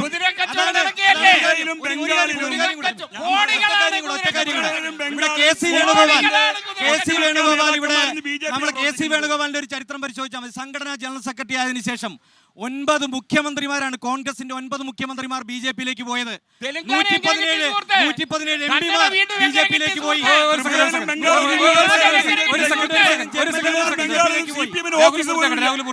215 MLAമാർ BJPയിലേക്ക് പോയി. കേരളത്തിൽ പക്ഷേ ഇതൊന്നും ഞങ്ങളൊക്കെ വിചാരിക്കുന്നത് ശ്രീ A ഷുക്കൂർ ഒന്നും BJPയിലേക്ക് രാഹുൽ സജീവമായി പ്രവർത്തിക്കുന്ന മണ്ഡലമാണല്ലോ ഇപ്പോൾ ആലപ്പുഴ. ഇന്നലെ ഒരു സെക്കൻഡ് ഇന്നലെ DK ശിവകുമാർ ഇവിടെ വന്നല്ലോ. ഒരു സെക്കൻഡ് സാർ, DK ശിവകുമാർ ഇന്നലെ വന്നല്ലോ. ശിവകുമാർ ഇന്നലെ ഒരു മിനിറ്റ് നിങ്ങൾ ഇങ്ങനെ തുടർച്ചയായിട്ട് തടസ്സപ്പെടുത്തരുതേ. കാര്യം എന്ന് വെച്ചാൽ താങ്കൾ മാത്രമല്ലല്ലോ കാര്യം പറയേണ്ടത്. താങ്കൾ ഇപ്പൊ എത്ര തവണയായിട്ട് കാര്യങ്ങൾ പറയുന്നു, ബാക്കിയുള്ളവരോട് പറഞ്ഞോട്ടെ. ശരി രാഹുലെ, ഇദ്ദേഹത്തോട് മാത്രമായിട്ട് സംസാരിച്ചുകൊണ്ട് നിൽക്കാൻ പറയരുതേ, അത് ശരിയല്ലല്ലോ. ഇവിടെ ശരി DK ശിവകുമാർ നിങ്ങൾക്ക് 2 തവണ മൈക്ക് തന്ന ആളാ അല്ലേ? ശരി, അപ്പൊ ഒന്ന് സഹകരിക്കേ. ശരി, ഒന്ന് സഹകരിക്കും. ബാക്കിയുള്ളവർക്ക് ഒന്ന് ശരി സഹകരിക്കും. DK ശിവകുമാർ ഇന്നലെ പറഞ്ഞ എന്താണ്? കർണാടകയിൽ PCC അധ്യക്ഷ സ്ഥാനത്തേക്ക് ശിവകുമാറിനെ കൊണ്ടുവന്നത് KC വേണുഗോപാലാണ്. KC വേണുഗോപാൽ സോണിയാഗാന്ധിയോട് പറയുന്നു, DK PCC അധ്യക്ഷനായാലേ അവിടെ ഭരണം തിരിച്ചു പിടിക്കാൻ പറ്റൂ. അങ്ങനെ അവിടെ ഭരണം തിരിച്ചു പിടിക്കുന്നു. അതിൽ ഒരു കൃതജ്ഞതയുണ്ട് KCയോട്. അതുകൊണ്ട് ഞാൻ ഈ മണ്ഡലത്തിൽ പ്രത്യേകമായി വന്ന് പ്രചാരണം നടത്തുന്നു. കർണാടക തിരിച്ചു പിടിച്ചത് മോശം കാര്യമാണോ? KCയുടെ ആ റോളിനെ എങ്ങനെ കാണുന്നു? ഇവിടെ DK ശിവകുമാർ കോൺഗ്രസിൻ്റെ തന്നെ നേതാവാണ്. KC വേണുഗോപാൽ മത്സരിക്കുമ്പോൾ ഇവിടെ വന്ന് രാഷ്ട്രീയ പ്രസംഗം നടത്താനും അദ്ദേഹത്തിന് വേണ്ടി അദ്ദേഹത്തെ ജയിപ്പിക്കാൻ വേണ്ടിയുള്ള വോട്ട് ചോദിക്കാനും ഒക്കെ അദ്ദേഹത്തിന് പല കാര്യങ്ങളുണ്ടാവും. പക്ഷേ ഇവിടെ കാണേണ്ട കാര്യം, ഇവിടെ കോൺഗ്രസിന് ഈ പറഞ്ഞ കാര്യങ്ങളിലൊരു മറുപടിയില്ല. ഞാൻ ഈ പറഞ്ഞ കാര്യങ്ങൾ BJPയിലേക്ക് ആൾ പോകുന്നത് ഇപ്പോൾ കേരളത്തിൽ തന്നെ നമ്മൾ കാണുന്നത് 2 മുൻ മുഖ്യമന്ത്രിമാരുടെ മക്കൾ ഇപ്പോൾ പോയി. ഒന്ന് ആലപ്പുഴയിലെ മുൻ മുഖ്യമന്ത്രിയായിരുന്നു KK ആന്റണി, കരുണാകരന്റെ മകൾ പോയി. ഇവരുടെ ഒന്നും പോയിട്ടില്ല. ആരെങ്കിലും ഒരാളുടെ പേര് പറ. ഒന്നും പോയിട്ടില്ല. പറ, വെറുതെ പറയാതെ, വെറുതെ മുഖ്യമന്ത്രിമാരുടെ പേര് വായിക്കാം. ഇവിടെ SM കൃഷ്ണ പോയി, അമരീന്ദർ സിംഗ് പോയി, അമരീന്ദർ സിംഗ് പോയി, വിജയ് ബഹുഗുണ പോയി. അതേപോലെ സംസാരിക്കുമ്പോ നിങ്ങൾ അതിനകത്ത്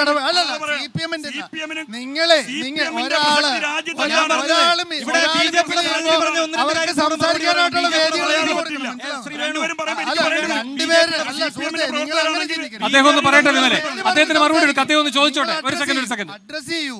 നിങ്ങൾ അഡ്രസ് ചെയ്യാതെ ഒരാൾ സംസാരിക്കുമ്പോഴത്തേക്ക് ഓർക്കം ചാടി സംസാരിക്കുന്നതൊന്നും ഒരു വലിയ കാര്യമുള്ള കാര്യമല്ല. നിങ്ങളുടെ ചോദ്യം അല്ല, ഞാൻ സംസാരിച്ചതല്ല, ഇടപെട്ടത് CPM-ന്റെ പരിപാടിയല്ല. അപ്പൊ ഒരു വ്യക്തി എന്നുള്ള നിലയിൽ പറയാനുള്ള സ്വാതന്ത്ര്യം ഉള്ളതിന്റെ പുറത്ത് മാത്രം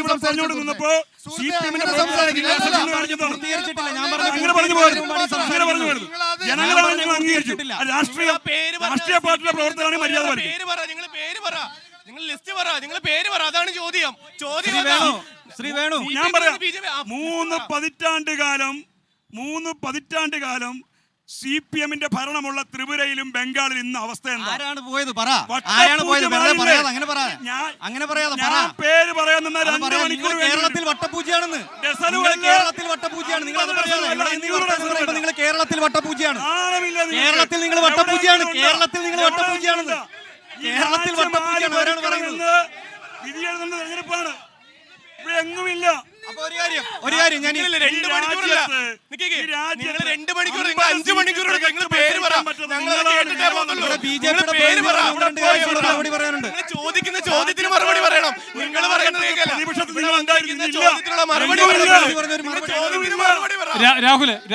രാഹുലിനോ വിമലിനോട് ചോദ്യമുണ്ട്. BJPയുടെ പ്രതിനിധിയോട് പറഞ്ഞപ്പോൾ അതിന് 1-2 കാര്യങ്ങൾക്ക് മറുപടി പറയാനുണ്ട്. ഇവിടെ മോദിയുടെ കാര്യങ്ങളാണ് എല്ലാം കൊണ്ടുവന്നൊക്കെ പറഞ്ഞല്ലോ.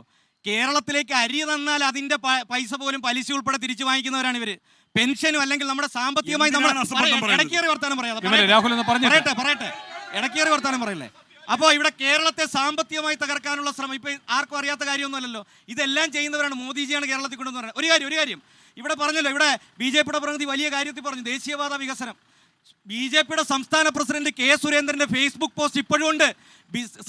ദേശീയപാത വികസനം യാഥാർത്ഥ്യമായാൽ കേരളത്തിന്റെ മുഖ്യമന്ത്രി പിണറായി വിജയനെ ഞങ്ങൾ അംഗീകരിക്കാന്ന് പറയുന്ന ഇപ്പോഴും ഉണ്ട്. പറയട്ടെ, 5,800 കോടി രൂപ സ്ഥലമെടുപ്പിന് വേണ്ടി മാറ്റിവെച്ച് UDF-കാർ ഇരുന്നപ്പോ ഇതൊന്നും നടന്നില്ല. എന്നിട്ടാണ് ദേശീയപാത ആലപ്പുഴ ബൈപ്പാസ് പറയുന്നുണ്ടല്ലോ. ആലപ്പുഴ ബൈപ്പാസിന് എന്താ ടോൾ വെക്കാത്തത്? എന്താ കാര്യം? സംസ്ഥാന ഗവൺമെന്റ് 199 കോടി രൂപ അതിനകത്ത് ചെലവാക്കിയതുകൊണ്ടാ കേന്ദ്ര ഗവൺമെന്റ് ഈ പൈസ മൊത്തം മുടക്കി എല്ലായിടത്തും ടോൾ വെക്കുക. പക്ഷെ ഇവിടെ ടോൾ വെച്ചിട്ടില്ല. യാഥാർത്ഥ്യമാണ് വേണ്ടത്. യാഥാർത്ഥ്യമാണ് പറഞ്ഞത്. എനിക്ക് പറയാനുള്ളത് ടോൾ ബൂത്ത് എന്താ അങ്ങനെ കിടക്കുന്നത്? MP ലാക്സ് ഫണ്ടായി കേന്ദ്ര സർക്കാരിൽ നിന്ന് കിട്ടിയ തുക എത്ര? 17 കോടി രൂപ. അതിൽ 10 കോടി ലാപ്സാക്കിയാണ്. കണക്ക് പറ. തെളിവ് കാണിക്ക്. എല്ലാ ഏറ്റവും കൂടുതൽ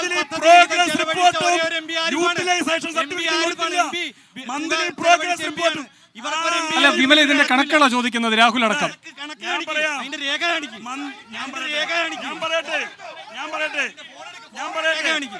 അങ്ങനെ വെറുതെ വിടുവായിട്ടും പറയരുത്.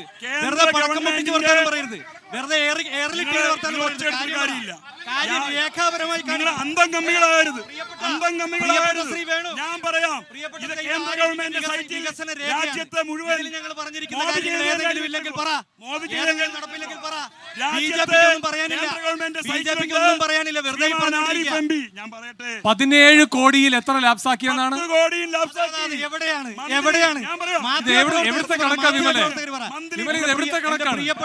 എന്റെ പ്രിയപ്പെട്ട സുഹൃത്തെ, ബിജെപിയുടെ സുഹൃത്ത് അത്യാവശ്യം ഒന്ന് പഠിച്ചിട്ടൊക്കെ വരണം.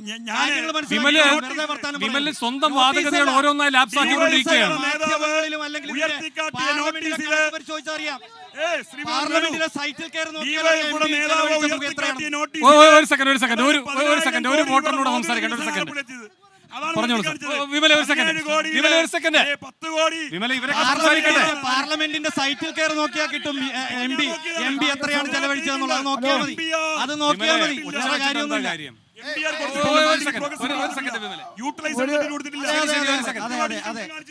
ഈ കാണിച്ചു തരാന്നിട്ട് എവിടെയാണ്? കൈരേഖയും കൂടെ കാണിച്ചാൽ മതി. അതും കൂടെ കാണിക്കും. അല്ലല്ല കോൺഗ്രസ്സുകാരും ഒരു സെക്കൻഡ് അദ്ദേഹം ഒന്ന് ചോദിച്ചോട്ടെ. അല്ല കോൺഗ്രസ്സുകാരും കമ്മ്യൂണിസ്റ്റുകാരും ഇവിടെ അടികൂടുന്നു. ഇവിടെ കീരിയും പാമ്പുമാണ്. ഡൽഹി പോയിട്ട് ഇവർ രണ്ടൊരു മാനിഫെസ്റ്റോ വന്നിട്ടുണ്ട്. രണ്ടും കോൺട്രവേഴ്സിയാണ്. ആണോ? ചുമ്മാ അപ്പം സെൻട്രലില് ഇവർ തമ്മിൽ മിനിമം 280 സീറ്റ് വേണം. 280 സീറ്റ് ബില്ല് പാസ്സാവണമെന്നുണ്ടെങ്കിൽ ഇവർ തമ്മിൽ സപ്പോർട്ട് ചെയ്താൽ മാത്രം 280 സീറ്റ് കിട്ടുമോ? ബില്ല് പാസ്സാവുമോ? മാനിഫെസ്റ്റോയിലെ കംപ്ലീറ്റ് കോൺട്രവേഴ്സിയാണ്. രണ്ടാമത്തെ ചോദ്യമുണ്ട്. ഇല്ലെന്ന് പറയുന്നില്ല. ഇന്നലെ നമ്മുടെ ബഹുമാനപ്പെട്ട മുഖ്യമന്ത്രി ഇന്നലെ പറയുകയുണ്ടായി, ഇവിടെ 19 MP മാരും അവിടെ പോയിട്ട് ഒരു കാര്യവുമില്ല, ഒരു പ്രയോജനവുമില്ല. നമ്മുടെ ആരിഫ് എന്നാണ് കംപ്ലീറ്റ് ആലപ്പുഴ കംപ്ലീറ്റ് പൊന്നായി പാലും തേനും ഒഴിക്കുകയെന്നാണ് പറഞ്ഞത്. ഞാൻ പറഞ്ഞോട്ടെ. നമ്മുടെ KC വേണുഗോപാൽ പറയുകയുണ്ടായി. KC വേണുഗോപാൽ ചോദ്യം എന്താണ്? ചോദ്യം ചോദിക്കാം. KC വേണുഗോപാൽ കോൺഗ്രസ് ആണെന്ന്. പക്ഷേ സുധാകരൻ ഇന്നലെ എന്താ പറയുണ്ടായി? അവിടെ നേരത്തെ ഇതുപോലെ സുധാകരൻ പറയുണ്ടായി, ഇവരാരും ഒരു തേങ്ങയും ചെയ്തിട്ടില്ല. ഈ രണ്ട് ആരിഫും ചെയ്തിട്ടില്ല, KC വേണും ചെയ്തിട്ടില്ല. പക്ഷെ നമ്മുടെ ഗഡ്കരിയാണ് മോഡിയാണ് ചെയ്തതെന്ന് ഓപ്പണായിട്ട് പറഞ്ഞത്. ശരി രാഹുൽ, ഈ പറഞ്ഞതിന്റെ കണക്കാണ് ഞാൻ പറഞ്ഞത്. 199 കോടി രൂപ നമ്മൾ ചെലവഴിച്ചു എന്നുള്ളതിന്റെ കണക്കാണ് പറഞ്ഞത്. 5800 കോടി രൂപ ഈ ഹൈവേ വികസനത്തിന് വേണ്ടി, സ്ഥലമെടുപ്പിന് വേണ്ടി സംസ്ഥാന ഗവൺമെന്റാണ് മാറ്റിവെച്ചത്. ഈ സംസ്ഥാന ഗവൺമെന്റ് ഈ പൈസ മാറ്റിവെച്ച് ഇതിനു വേണ്ടി ഇടപെട്ടില്ലായിരുന്നെങ്കിൽ ഈ ഹൈവേ വികസനം യാഥാർത്ഥ്യമാകില്ല. ഇവിടെ BJP-ക്കാർ വരെ മറ്റേ അവിടെ കീഴാറ്റൂരിൽ പോയി സമരം ചെയ്തു.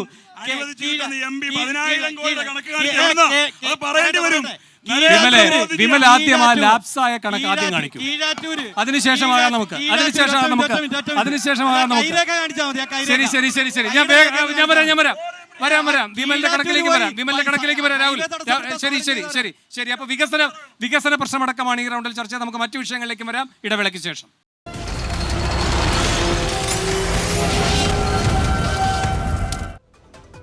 ഇവിടെ രാഷ്ട്രീയം പറയരുത് എന്ന പ്രത്യേക തെരഞ്ഞെടുപ്പ് പരിപാടി തുടരുന്നു. ആലപ്പുഴയിലെ പോരാട്ടച്ചൂടാണ് ഇവിടെ ചർച്ച ചെയ്യപ്പെടുന്നത്. ശ്രീ എ ഷുക്കൂർ, ഇവിടെ വലിയ വിവാദമായൊരു വിഷയമാണ് ഈ രഞ്ജിത്ത് ശ്രീനിവാസന്റെ കൊലപാതകം, അതുപോലെ തന്നെ ഷാന്റെ കൊലപാതകം. ഷാൻ കഴിഞ്ഞ തവണ ഇവിടെ സ്ഥാനാർത്ഥിയുമായിരുന്ന ഒരു വ്യക്തിയാണ്, ക്രൂരമായി കൊല ചെയ്യപ്പെട്ടു. ഇപ്പോൾ SDP-യുടെ പിന്തുണ ഈ ഘട്ടത്തിൽ ചർച്ചാ വിഷയമായല്ലോ. നിങ്ങളെ പ്രതിരോധത്തിലാക്കിയതാണ് ആ വിഷയം. SDP-യുടെ പിന്തുണ നിങ്ങൾക്ക് വേണോ വേണ്ടയോ? വേണ്ട, ഉറപ്പിച്ച് വേണ്ട. SDP-കാരന്റെ പിന്തുണയോ? SDP-കാരൻ്റെ അവൻ്റെ പൗരാവകാശ ധർമ്മം അവർ വിനിയോഗിക്കുന്നതിന് നമ്മൾ ചോദ്യം ചെയ്യില്ല. SDP-യുടെ വോട്ട് വേണ്ട. ഞാൻ PDP-കാരുടെ വോട്ട് വേണ്ടെന്ന് ഞാൻ മത്സരിച്ചപ്പോൾ പറഞ്ഞ ആളാണ്. എനിക്കെന്താ സംശയം? ഞങ്ങൾക്കൊരു ജനാധിപത്യ ബോധമുണ്ട്, ഒരു മതേതര ബോധമുണ്ട്, തീവ്രവാദ വിരുദ്ധ പ്രവർത്തനങ്ങളുണ്ട്. അത് ഞങ്ങളൊരു ദേശീയ രാഷ്ട്രീയ പ്രസ്ഥാനമാണ്, രാജ്യത്തെ ജനങ്ങളോട് പ്രതിബദ്ധതയുള്ളതാണ്. ഞങ്ങളുടെ നിലപാടുകൾ അതാണ്. ഞങ്ങൾക്ക് ആ പിന്തുണ വേണ്ട. ഞങ്ങൾ പറഞ്ഞല്ലോ, ഞങ്ങളുടെ പ്രതിപക്ഷ നേതാവ് പറഞ്ഞു, ഞങ്ങളുടെ അഖിലേന്ത്യാ നേതാവ് പറഞ്ഞു, സംസ്ഥാന നേതാവ് പറയാനുള്ള തഞ്ചാടം വേണമെന്നേ. അത് കോട്ടാങ്കൽ പഞ്ചായത്തിലും ഭരിക്കുന്നത് പോലെയല്ല ഞങ്ങൾ. ശരി, പക്ഷേ അല്ല അങ്ങ് ഒരു സെക്കൻഡ് അങ്ങ് തന്നെ ഇവിടെ സ്ഥാനാർത്ഥിയായിരിക്കുമ്പോൾ പറഞ്ഞു എന്നല്ലേ പറയുന്നത്? PDP-യുടെ വോട്ട് വേണ്ട അല്ലേ? പക്ഷെ പ്രേമചന്ദ്രൻ നിങ്ങളുടെ അതേ സ്ഥാനാർത്ഥിയാണല്ലോ UDF-ന്റെ. ഇത്ര ശക്തമായി പറഞ്ഞില്ല എന്ന് മാത്രമല്ല, ഒരു സെക്കൻഡ് PDP-യുടെ കാര്യമല്ല പറയുന്നത്. SDP അല്ല, ഞാനൊന്ന് പറഞ്ഞോട്ടെ. SDP-യുടെ കാര്യത്തിനകത്ത് പ്രേമചന്ദ്രന്റെ പ്രതികരണം എങ്ങനെയായിരുന്നു എന്ന് അങ്ങേക്കറിയാം.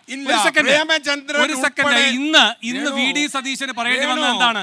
പ്രേമചന്ദ്രന് മാത്രമായി ഒരു പ്രിവിലേജ് ഇല്ല എന്നാണ്. വേണു വളരെ നിങ്ങളുടെ നേതാവ് തന്നെ ഇല്ലല്ലല്ല വളരെ കൃത്യമായി UDF ഏകോപന സമിതി തിരുവനന്തപുരത്ത് യോഗം ചേർന്ന് വീണ്ടും വയനാട്ടിൽ വെച്ച് യോഗം ചേർന്ന് എടുത്ത കൃത്യമായ തീരുമാനമാണിത്. അതിനകത്ത് അല്ല ഞങ്ങളൊന്ന് പറയട്ടെ, ഇത് UDF ഏകോപന സമിതി ഇവരാണ് തീരുമാനിക്കുന്നത്.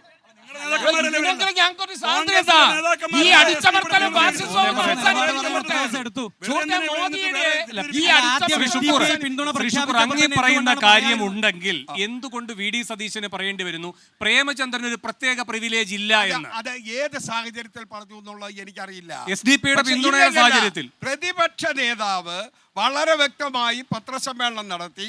VD സതീശൻ ആദ്യം പറയുന്നു, രണ്ടാമത് രമേശ് ചെന്നിത്തല പറയുന്നു, മൂന്നാമത് KPCC പറയുന്നു, KPCCയുടെ നേതാക്കൾ ഞങ്ങൾ ഉൾപ്പെടെയുള്ളവർ പറയുന്നു. ഞാൻ KPCCയുടെ ഭാഗമാണ്.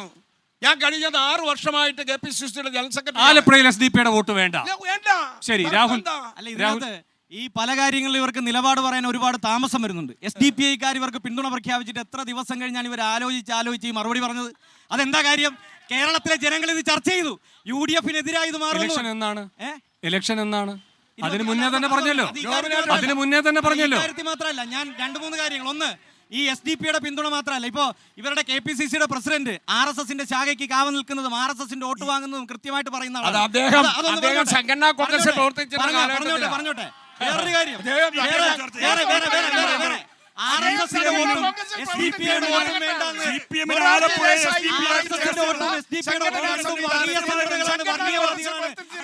വോട്ട് ഞങ്ങൾക്ക് വേണ്ടെന്ന് പറയുന്നത് രാഹുൽ സംസാരിക്കട്ടെ.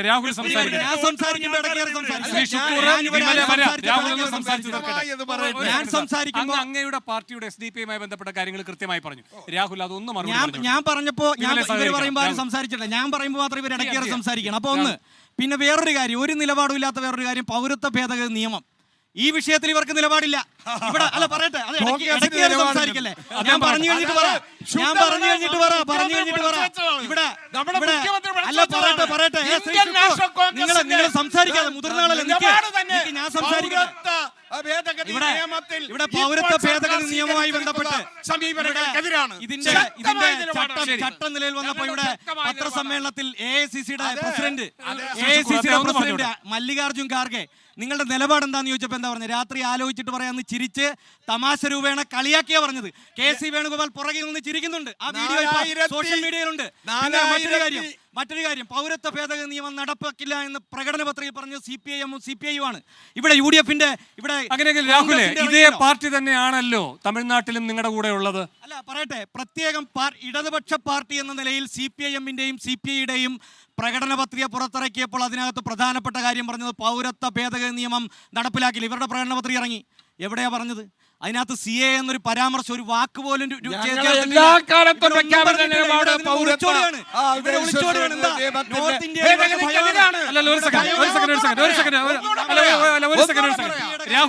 രാഹുലെ, ഇവിടെ ഇപ്പോ നിങ്ങൾ നിങ്ങളുടെ മാനിഫെസ്റ്റോയിൽ പറയുന്നു ഇത് നടപ്പാക്കില്ല.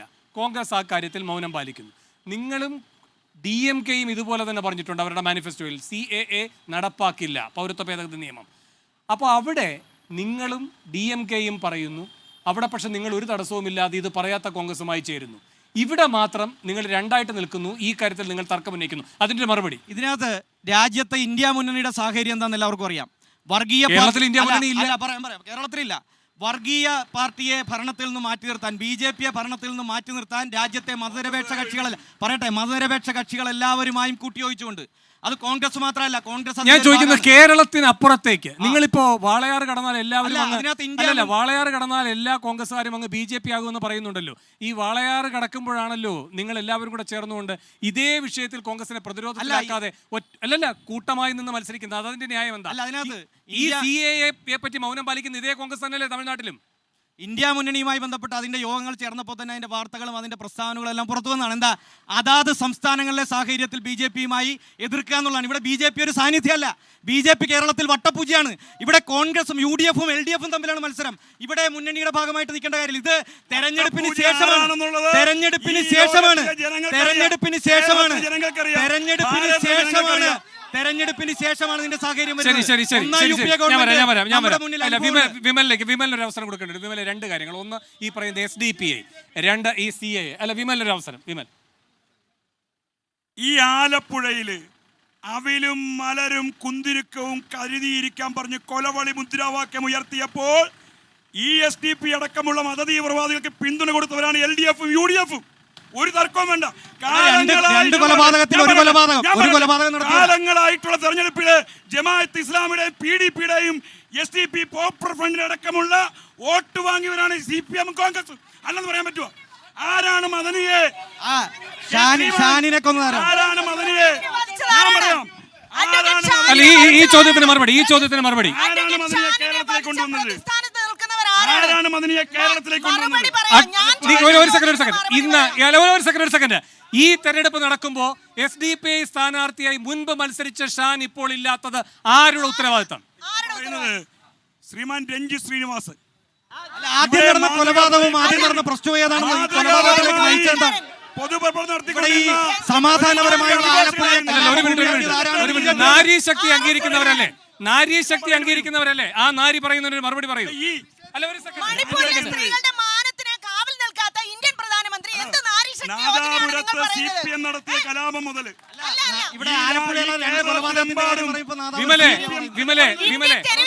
വിമലെ അല്ലല്ല, ആ വ്യക്തി ചോദിക്കുന്ന ഒറ്റ കാര്യമുള്ളൂ നിങ്ങളോട്. ഷാനിനെ കൊന്നതാര്? ശ്രീമാൻ രഞ്ജി ശ്രീനിവാസൻ ഇന്ത്യൻ തെരുവുകളിലൂടെ ഞാൻ ചോദിക്കട്ടെ, ഒരു സാധാരണ കുടുംബത്തിൽ മത്സ്യത്തൊഴിലാളി കുടുംബത്തിൽ ജനിച്ച ഈ കൊലപാതകം ആദ്യത്തെ ഈ സമാധാനപരമായ ആലപ്പുഴയെ സംസാരിക്കട്ടെ. ഇന്ത്യൻ തെരുവുകളിലൂടെ ഇന്ത്യൻ വനിതകളെ നഗ്നരായി നടത്തിയപ്പോൾ ഇന്ത്യൻ വനിതകളുടെ മാനത്തിന് വില കൽപ്പിക്കാത്ത ഇന്ത്യൻ പ്രധാനമന്ത്രി എന്തിനാണ് തൃശ്ശൂർ വന്ന് ഞങ്ങളെ കബളിപ്പിക്കാൻ വേണ്ടി ഒരു നാരീശക്തി യോജന എന്ന് കാണിച്ചത്? മറുപടി വേണം. സ്ത്രീകളുടെ അഭിമാനം വാനോളം ഉയർത്തിയത് മോദിയാണ്. മണിപ്പൂരിലെ കാര്യം CPM-ഉം കോൺഗ്രസും അതുകൊണ്ടായിരിക്കും നിങ്ങളെ രാഷ്ട്രപതിയെ ഉദ്ഘാടനത്തിന് പോലും വിളിക്കാഞ്ഞത്. മുസ്ലിം സ്ത്രീകളുടെ ആത്മാഭിമാനം ഉയർത്തിയത് മോദിയാണ്. മുത്തലാഖ് നിരോധിച്ചുകൊണ്ട് മുസ്ലിം സ്ത്രീകളുടെ ആത്മാഭിമാനം ഒരു മിനിറ്റ്. മണിപ്പൂരിൽ എവിടെയാണ് ഇന്ത്യൻ വനിതയുടെ മാനത്തിന് വില കൽപ്പിക്കാൻ എവിടെയായിരുന്നു ഇന്ത്യൻ പ്രധാനമന്ത്രി? അതിനുള്ള ഉത്തരം ഈ രാജ്യത്ത് നരേന്ദ്രമോദിജി ഭരിക്കുന്ന 10 വർഷ കാലയളവിൽ ഒരു ബോംബ് പൊട്ടിയോ?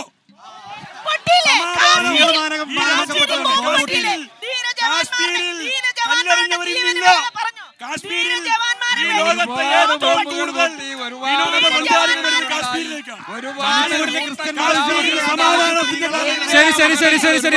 അല്ലല്ല, ഇത്രയും പേര് സംസാരിച്ചോളൊന്നും കേൾക്കാൻ കഴിയില്ല. സഹകരിക്കണം എല്ലാവരും. ഞാൻ വേഗം ഒരിടവേളയിലേക്ക് പോകുന്നു. ഇടവേളയ്ക്ക് ശേഷം തിരികെ എത്താം.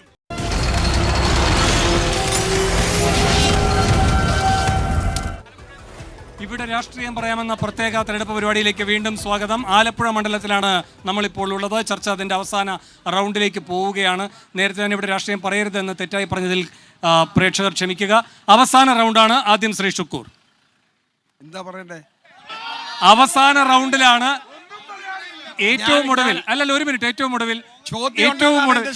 ശരി. അല്ല, ചോദ്യം വേണമെങ്കിൽ ചോദ്യമുണ്ട്, ഒരു സംശയവുമില്ല. സമയമില്ലാത്തതുകൊണ്ടാണ് ഞാൻ പിന്നെ പറഞ്ഞത് അവസാന റൗണ്ട് എന്ന്. ഒരു സംശയം വേണ്ട. കേരളത്തിൽ 20 സീറ്റ് UDF നേടാൻ പോവുകയാണ്. ഞാൻ നേരത്തെ പറഞ്ഞല്ലേ, ഈ നാട് ഭരിക്കുന്നവരുടെ കൊള്ളരുതായ്മയും അഴിമതിയും സജനപക്ഷപാതവും വർഗീയതയും ഫാസിസവും അത് നിറഞ്ഞാടുന്ന സന്ദർഭമാണ്. നമ്മുടെ മുഖ്യമന്ത്രിക്കാണെങ്കിൽ നുണയല്ലാതെ വേറെ ഒന്നും പറയാനില്ല. രാഹുൽ ഗാന്ധി 4000 കിലോമീറ്റർ ഇവിടെ നിന്ന് അങ്ങ് കാശ്മീർ വരെ നടന്നു. ഇവിടെ അതിനുശേഷം ഈ പുറത്തും 6000 കിലോമീറ്റർ നടന്നു. അവിടെ എല്ലാം പൗരത്വ നിയമ ഭേദഗതി സംബന്ധിച്ച് എല്ലാ കാര്യങ്ങളും തുറന്നു പറഞ്ഞു. പക്ഷെ മുഖ്യമന്ത്രി നുണ പറഞ്ഞുകൊണ്ടിരിക്കുകയാണ്. ഈ നുണ പറയുന്ന മുഖ്യമന്ത്രിക്ക് ഇപ്പോൾ ജനങ്ങളെ അഭിമുഖീകരിക്കാൻ ഭയമാണ്. ഈ CAA പിൻവലിക്കുമെന്ന് ഈ പറയുന്ന പ്രകടന പത്രികയിൽ പറയാനുള്ള തടസ്സം എന്താണ്? പ്രകടന പത്രികയിൽ പറയുന്നതിന് മുമ്പ് തന്നെ ഞങ്ങളുടെ നിലപാടാണ്. ഈ CAA വിഷയത്തിൽ ഇന്ന് മോദി ഗവൺമെന്റ് എടുത്തിരിക്കുന്ന നയത്തിന് പൂർണ്ണമായ എതിരും ആ എതിർ നിലപാടുമായി 370 പുനഃസ്ഥാപിക്കുമെന്ന് പറയുന്നില്ല. 370 പുനഃസ്ഥാപിക്കുമെന്ന് പറയുന്നില്ല. CAA പിൻവലിക്കുമെന്ന് പറയുന്നില്ല. കാര്യത്തിൽ അതാണ് CIAയുടെ നിലപാട്. ഈ ഗവൺമെന്റ് നിലപാടോട് ഞങ്ങൾ വിരുദ്ധമാണ്. ഞങ്ങളുടെ നിലപാട് വ്യക്തമാണ്. വർഷങ്ങൾക്ക് മുമ്പ് ഇവിടെ ഈ പാർലമെന്റ് തെരഞ്ഞെടുപ്പ് കേരളത്തിൽ ഇടതുപക്ഷ ജനാധിപത്യ മുന്നണിയുടെ വലിയ മുന്നേറ്റമായിരിക്കും കാണാൻ പോകുന്നത്.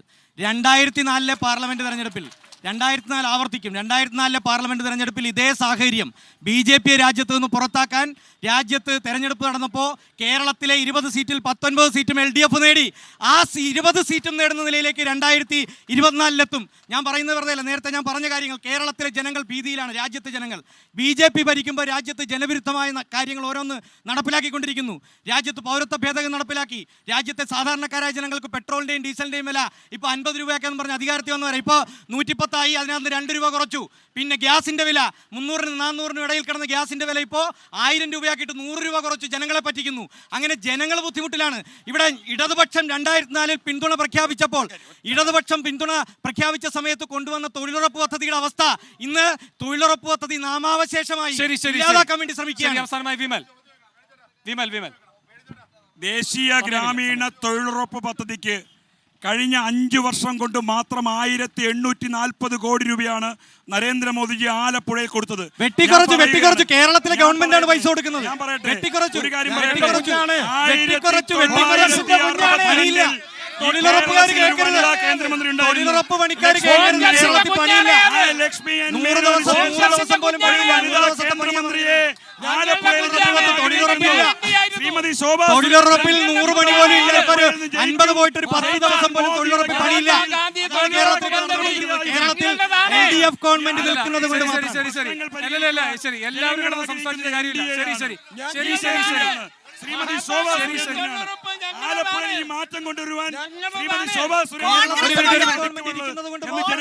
തൊഴിലുറപ്പ് പദ്ധതി കൊണ്ടുവന്നെന്ന് പറയുന്നു. തൊഴിലുറപ്പ് പദ്ധതി ശരി. എന്തായാലും സമയം കഴിഞ്ഞു മാഡം. തൊഴിലുറപ്പ് പദ്ധതി കോൺഗ്രസ് ആണ് കൊണ്ടുവന്നെന്ന് പറയുമ്പോൾ ഞങ്ങൾക്ക് അധികാരം വേണ്ട, ഞങ്ങൾക്ക് ആ തൊഴിലുറപ്പ് പദ്ധതി മതി എന്ന് അവിടെ പറഞ്ഞതാരാ? പിന്താങ്ങിയതാരാ?